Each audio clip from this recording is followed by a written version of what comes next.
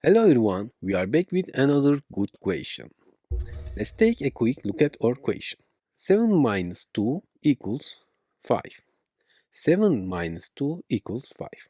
There is hidden multiplication in between. Now we multiply 5 times 5 equals 25. To avoid errors here, we must pay attention to rules of order operation. We code in order operation as PEMDAS. P stands for parentheses, A stands for exponent, M stands for multiplication, D stands for division, A stands for addition, S stands for subtraction. We have one more feature here. There is no order between multiplication and division. Operations are performed from left to right. Similarly, addition and subtraction no order. Operations are performed from left to right. Let's apply this rule to our question. Subtraction, multiplication, parentheses. First, parentheses. 7 minus 2 equals 5.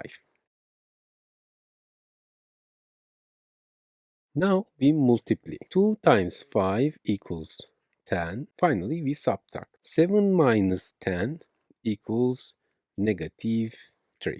We solved the solution in detail. I hope you understand. We've reached the end of the video. Now, solve the question on the screen. Share your answer with me in the comment section.